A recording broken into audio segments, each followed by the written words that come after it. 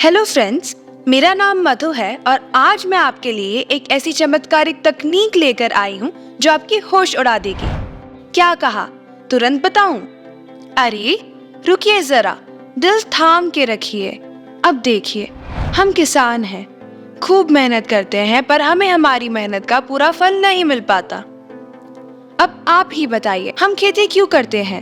अरे इसलिए करते हैं ताकि हम ज्यादा से ज्यादा फसल उगाएं और हमें ज्यादा से ज्यादा मुनाफा मिले। पर अक्सर ऐसा नहीं हो पाता। कभी फसलें कम होती हैं, तो कभी फसलों को कीड़े बर्बाद कर देते हैं। पर अब ऐसा नहीं होगा। छोटी छोटी तकनीकें हमारी फसल की उपज बढ़ा सकती हैं और हमें ज्यादा मुनाफा दे सकती है। ऐसी ही एक तकनीक है यूरिया का एवरेज बढ़ाना। अब आप सोच रहे होंगे यूरिया का एवरेज क्या होता है? अरे भाई, जैसे पेट्रोल का एवरेज होता है वैसे यूरिया का भी एवरेज होता है। नहीं समझे? चलो इसे ऐसे समझते हैं। 1 लीटर पेट्रोल में आपकी गाड़ी कितनी चलती है? 40 किलोमीटर, 50 किलोमीटर या 60 किलोमीटर। इसे हम कहते हैं पेट्रोल का एवरेज। उसी तरह 1 किलो यूरिया खाद में आपको कितनी उपज मिलती है? उसे कहते हैं हम यूरिया का एवरेज।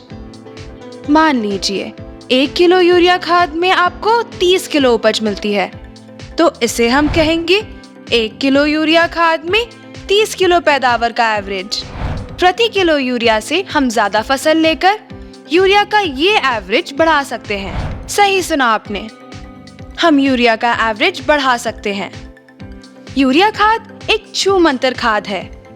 हम जैसे ही इन्हें खेतों में डालते हैं, इनका 50% यानी आधा भाग खेतों को लगता ही नहीं है, गैस बनकर उड़ जाता है। जैसे उदाहरण के लिए, हमने गेहूं की फसल में यूरिया डाल दिया और 3-4 दिन तक पानी नहीं दिया। ऐसे में जमीन में नमी नहीं रहती है, जिससे यूरिया का अधिकांश भाग अमोनिया गैस बनकर हवा में उड़ जाता है। चलिए अब हम इसका उल्टा सोचते हैं। हमने फसलों को ज्यादा पानी दे दिया, मिट्टी में नमी बढ़ गई। ऐसे में मिट्टी में शामिल यूरिया नाइट्रस ऑक्साइड गैस बनकर हवा में उड़ जाता है। और यदि हमने फसलों को और भी ज्यादा पानी दे दिया, तो यूरिया नाइट्रेट के रूप में पानी के साथ बह जाता है।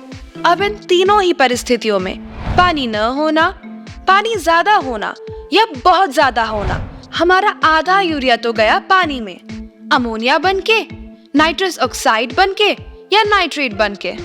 मतलब गाड़ी में हमने पेट्रोल डाला था 60 किलोमीटर चलने के लिए, पर गाड़ी तो 30 किलोमीटर ही चली।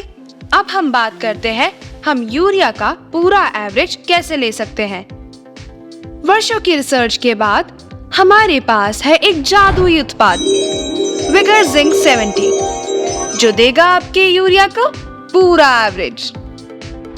इसे उपयोग करना है बहुत ही आसान। एक यूरिया की बोरी जो 45 किलो की आती है, उसमें आपको 250 ml विगर जिंक 70 मिक्स करना है और ऐसे आपको मिलेगा आपके यूरिया का पूरा एवरेज। यदि आपको 1 किलो यूरिया से 40 किलो उपज मिल रही थी, तो विगर जिंक 70 का उपयोग करने से आपको 50 से 60 किलो उपज मिलेगी। विगर जिंक 70 यूरिया के साथ फेविकॉल की तरह चिपक जाता है, उसे मिट्टी में ही पकड़ के रखता है, उड़ने या बहने नहीं देता। इस तरह पूरा का पूरा यूरिया हमारी फसलों को लग जाता है। इससे फसलों की पैदावार बढ़ जाती है और हमारा मुनाफा भी। विगर जिंक 70 का दूसरा फायदा भी है। यूरिया से जो पौधा नाइट्रोजन खाता है, विगर जिंक 70 उसे हजम करने में मदद करता है।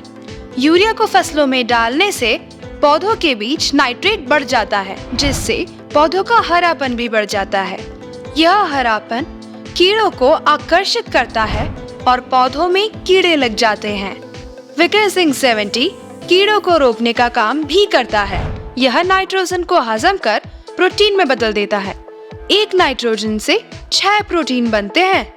यह प्रोटीन फसलों को ज्यादा हरा नहीं होने देता, जिससे पौधों में कीड़े भी नहीं लगते। और इसी तरह विगर जिंक 70 के 5 फायदे हैं।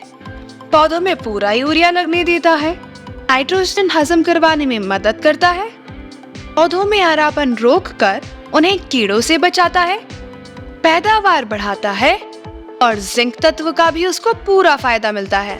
गेहूं जैसी फसलों में कल्लों की संख्या बढ़ाना जिंक का काम है।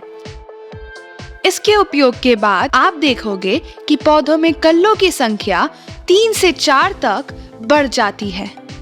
इसी के साथ साथ पत्तों की चौड़ाई, जिसे हम इंग्लिश में कहते हैं लीफ एरिया इंडेक्स, उसे भी जिंक बढ़ा देता है। ज्यादा बड़े पत्ते यानी ज्यादा कार्बोहाइड्रेट वाली फसलें। गेहूं, मक्का, धान, चावल जैसी ज्यादा कार्बोहाइड्रेट वाली फसलों के लिए विगर जिंक 70 एक रामबाण है जो फसलों की ज्यादा पैदावार बढ़ाएगा। याद रखिए, एक बोरी यूरिया में 250 ml विगर जिंक 70 मिलाइए और फसलों की भरपूर पैदावार पाइए।